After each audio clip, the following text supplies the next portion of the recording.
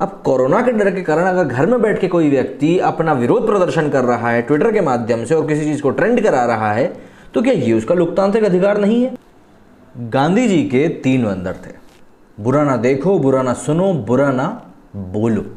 जी हाँ, पिछले कुछ समय पे ट्विटर पे एक हैशटैग है जो काफ़ी ज़्यादा ट्रेंड कर रहा है, जिसका नाम है बॉयकॉट मिर्ज़ापुर 2। अब इसके ऊपर मिर्ज़ापुर 2 में जो गुड्डू भैया हैं, मतलब हमारे अली फजल साहब, उनकी प्रतिक्रिया आई है। उनका कहना है कि वो किसी भी ट्रेंड की दया पर नहीं टिके हैं और इस तरह के किसी भी ट्रेंड को नहीं मानते हैं। अब उसकी इस प्रतिक्रिया का जो उनका ये रिस्पॉन्स आया, उसका नतीजा ये निकला कि एक और हैशटैग है जो कि ट्विटर पर ट्रेंड करने लगा, मतलब बॉयकॉट अली फजल। इसे कहते हैं अपनी ही कह के लेना। जी हाँ, मतलब देखिए, अभी बॉलीवुड में जिस तरह का समय चल रहा है, कोई भी एक्टर इस चीज़ से अछूता नहीं है कि आप कहने कुछ जाओगे, उसका मतलब कुछ और निकलेगा और उसका रिएक्शन जो होगा वो कुछ तीसरा ही निकल के आएगा, जो कि हमने अक्षय कुमार के साथ भी देखा। अक्षय कुमार साहब ने भी कुछ समय पहले एक वीडियो रिलीज़ किया था जिसमें कि उन्होंने माफ़ी मांगी थी, सुशांत सिंह राजपूत के ऊपर बात करी थी, ड्रग्स के ऊपर बात करी थी और लोगों से अपील करी थी कि वो किसी एक इंसान की सज़ा बाकी सबको ना दें। अब लोग समझ गए, लोग समझदार हैं भाई कि लक्ष्मी बम रिलीज़ होने वाली है, इसलिए बंदा आके यहाँ पे वीडियो रिलीज़ कर रहा है। और हुआ भी वही, जो उनके वीडियोस था उसके लाइक डिसलाइक का ऑप्शन ही अवेलेबल नहीं था। तो ये दिखाता है कि बॉलीवुड में भी किस तरह का माहौल है। ऐसे में अली फजल का ये बयान आना काफ़ी हद तक चीज़ों को बिगाड़ सकता है, मैं कहूँगा। देखिए, मैं ये नहीं कहता कि आप लोगों को मिर्ज़ापुर देखना चाहिए या नहीं देखना चाहिए। भाई, आपको देखना है आप देखो, आपको नहीं देखना है मत देखो। जैसे मैं नहीं देखूंगा, बात खत्म। अब वो मैं क्यों नहीं देखूंगा, वो मेरा पर्सनल ओपिनियन है, पर मैं नहीं देखूंगा। तो इसीलिए अब इस चीज़ के लिए मैं किसी को बाध्य नहीं कर सकता। मैं आपको नहीं बोल सकता कि भाई गुड्डू भैया का जो मिर्ज़ापुर 2 आ रहा है आप उसको बॉयकॉट करो, आप मत देखो। ये आपका अपना डिसीजन है। सारी चीज़ें आपको पता है कि भाई क्यों ये चीज़ चल रही है, क्यों ये बोला जा रहा है, और सेलिब्रिटीज़ आम जनता के बारे में क्या सोचते हैं, ये सब चीज़ें आपको पता है। अब देखिए, आज के टाइम में डिजिटल प्रोटेस्ट का मायना जो है, जो वैल्यू है, वो काफ़ी ज़्यादा बढ़ चुकी है। पहले एक समय था कि आपको प्रोटेस्ट करने के लिए सड़कों पर बैठना होता था, धरना प्रदर्शन करना होता था, नारेबाजी करनी होती थी। लेकिन आज के समय में क्योंकि हर एक चीज़ डिजिटल होती जा रही है, तो ऐसे में प्रोटेस्ट का डिजिटल होना भी जायज़ है। और ऐसा ही आजकल हुआ है। लॉकडाउन के कारण लोग घर में बैठे हुए थे और घर में बैठे के रहने के कारण अपनी मांग, जो मैं कहूँगा सही मांगे भी थी, उनको उठाने के लिए लोग बाहर नहीं जा पा रहे थे। तो ऐसे में लोगों को समझ में आया, एक ऑप्शन मिला। वो कहते हैं ना कि आवश्यकता ही आविष्कार की जननी होती है। तो कुछ ऐसा ही यहाँ पे भी हुआ है कि डिजिटल प्रोटेस्ट जो है उसके सही मायने लॉकडाउन में समझ में आए। तो लोग अब क्या कर रहे हैं, ट्विटर पे ऐसे हैशटैग्स को ट्रेंड करा रहे हैं जो उनकी सोच है, जो वो चाहते हैं, जिस बात का उनको बुरा लगता है। और यही नतीजा है कि मिर्ज़ापुर 2 को इतना ज़्यादा बॉयकॉट और इतना ज़्यादा हार्श ट्वीट्स का सामना करना पड़ रहा है। दरअसल इस पूरे विवाद की जड़ छुपी हुई है दिसंबर 2019 में, जब कई जगह पे CIA और NRC के विरोध में प्रदर्शन हो रहे थे। उसमें अली फजल ने भी हिस्सा लिया था और इस मिर्ज़ापुर जो शो है, इसके को प्रोड्यूसर जो हैं फरहान अख्तर, उन्होंने भी हिस्सा लिया था।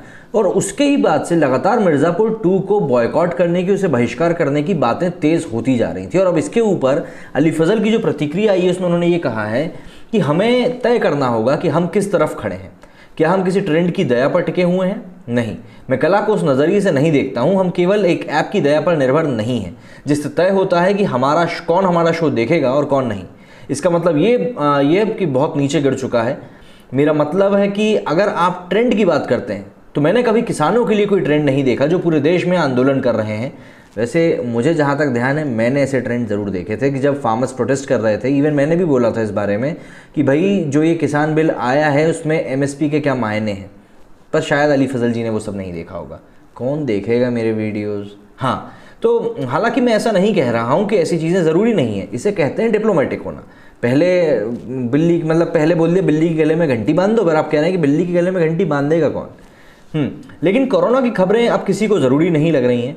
अब इस तरह की खबरें ट्रेंड में नहीं हैं, जबकि मेरे हिसाब से एक बड़ी समस्या है जिसका हम फिलहाल सामना कर रहे हैं। मुझे आशा है कि आम लोग इस तरह की चीज़ों से ऊपर उठेंगे। मतलब आम लोगों को वैसे ही आपने इतना आम बना के नीचे बना के रखा है, कॉमन बना के। वो मैंगो वाला आम नहीं, मैंगो वाले आम को तो आप लोग सर पे रखते हैं। आपने कॉमन वाले आदमी को आम बना के रखा और इतना नीचे रख दिया कि वो बेचारा अगर कोई चीज़ को बोलता है तो अगर वो आपके मतलब की निकले तो अच्छी बात है, लेकिन अगर वो आपके मतलब की ना निकले तो आप उस चीज़ में कुछ इस तरह से रिएक्ट करते हो जैसे कि आप किसी दूसरे के फटे में टांग नहीं अड़ाते। भाई वो तो आम है ना, आम की कौन सुनता है, इसीलिए तो उसको आमजन कहा जाता है।